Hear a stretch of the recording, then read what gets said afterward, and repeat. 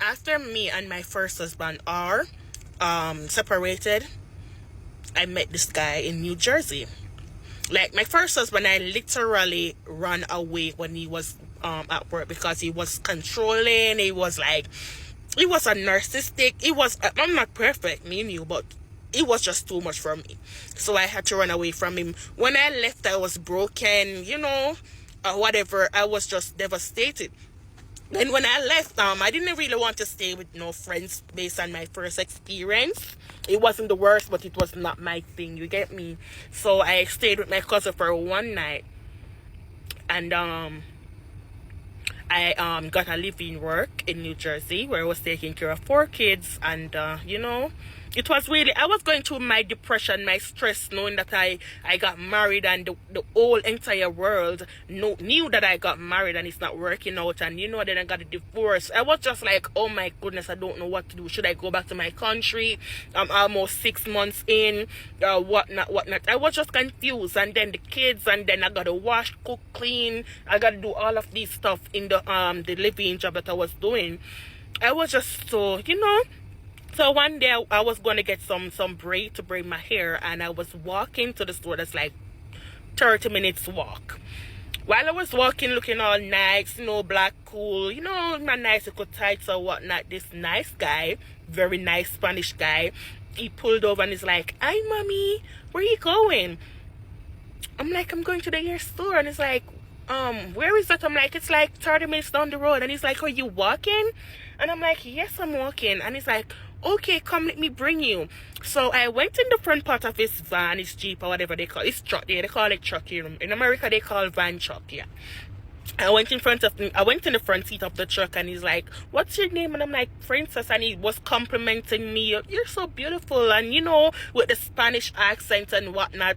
He was actually going somewhere. I don't know where he was going actually, but I knew that he stopped and he brought me to the hair store. No, I went into he said he's gonna wait on me and bring me back home. So I went into the hair store. I took a little minutes, to get around or whatnot. So I'm in the hair store. I was in there for like maybe 20 minutes, and that dude parked outside and he waited on me. When I went back, he's like, "Did you get everything that you wanted?" I'm like, "No." And he's like, "Okay, then what did you want money?" I'm like, "Yeah, sure." They gave me $300 to go in and get some other stuff that I want. Little makeup and little stuff like, those fake eyelash or whatnot. Because I'm like, I'm going to put myself together and not look depressed, even though I'm stressed the hell out with the job, with my husband stalking my phone, asking me to come back home or whatnot.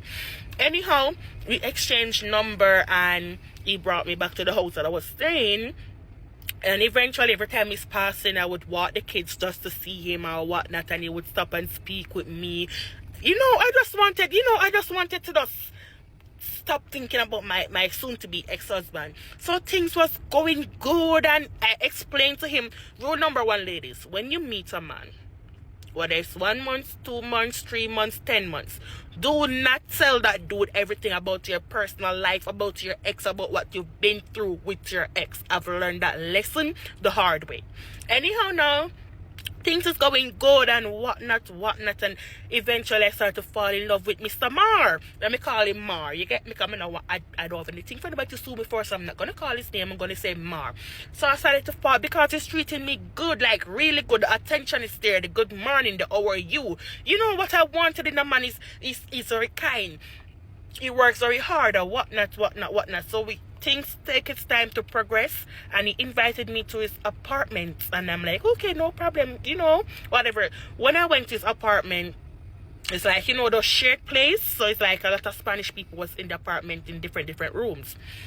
When I went inside of his room, he had a mattress on the ground. Now you're gonna say, you leave Jamaica and go and pick up a guy with mattress on the ground. The guy had his money. As far as I could see, he had a business. As far as I could see also, a nice truck plus his business trucks or whatever, as far as I could see also. So I'm like, why do you have this on the ground? What happened? And he explained to me and told me that his baby mother and him, he bought his house and she threw him out and whatnot, and he's telling me stuff about her bad ways, and then he started to cry. I'm like, I'm not gonna judge him, and he's like, he's looking at an apartment and he doesn't want to put any furniture in where he's staying, so once he gets his own apartment he's gonna furnish it and all those stuff. I'm like, okay, no problem, whatever, because I'm seeing the money, I'm getting the attention, I'm not gonna judge a dude. Everybody have their moments, everybody, so whatever. So no, I did not do anything on the mattress. No. I sat on the mattress, we spoke, and get to know each other more or whatnot, and we kiss. I'm not gonna lie, we kiss.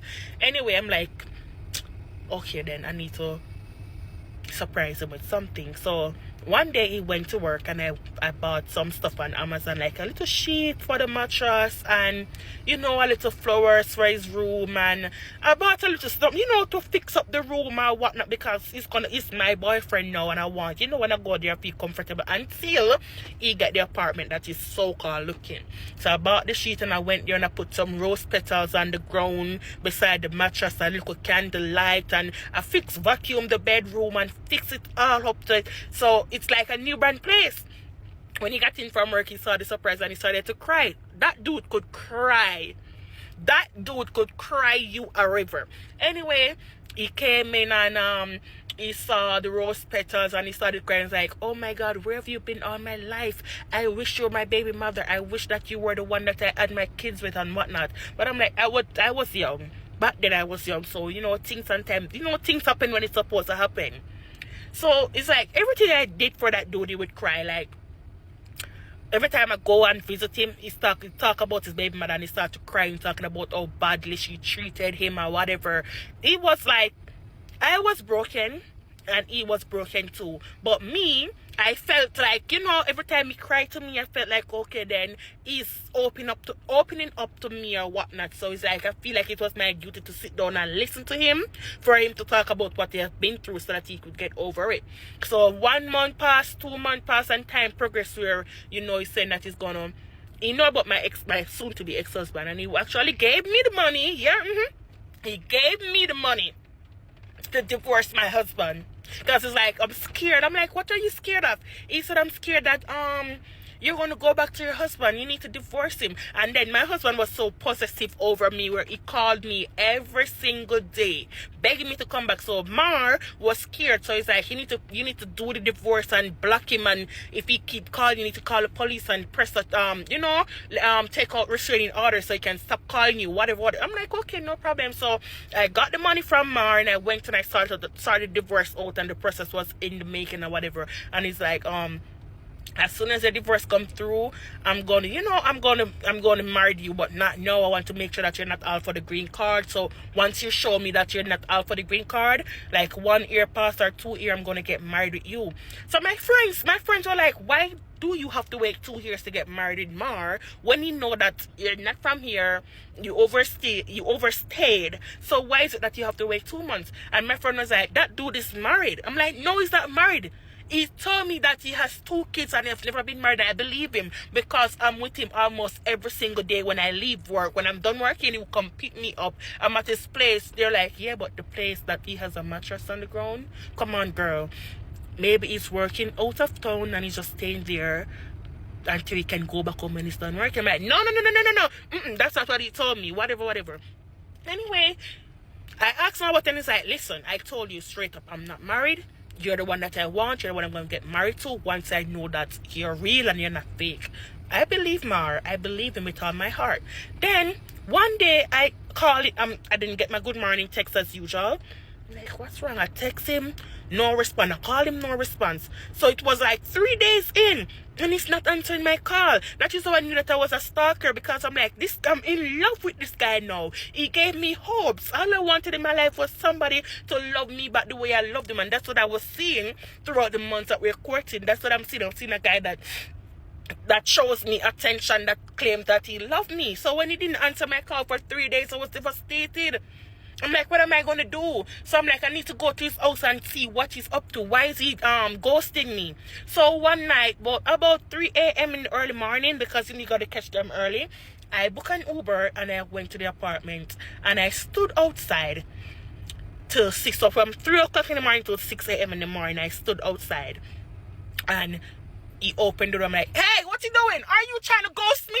He's like, mommy, what you doing there? I'm like, are you trying to motherfucking ghost me? Why not answer my fucking text? And he's like, okay, come inside, let us talk. We went inside and we talked, and he started crying, explaining what is going on, and he's just stressed, and he feel like I'm not real because we treat him so good. He's not used to it. And again, I bought his story. I believed him. I'm going to give you guys part 2.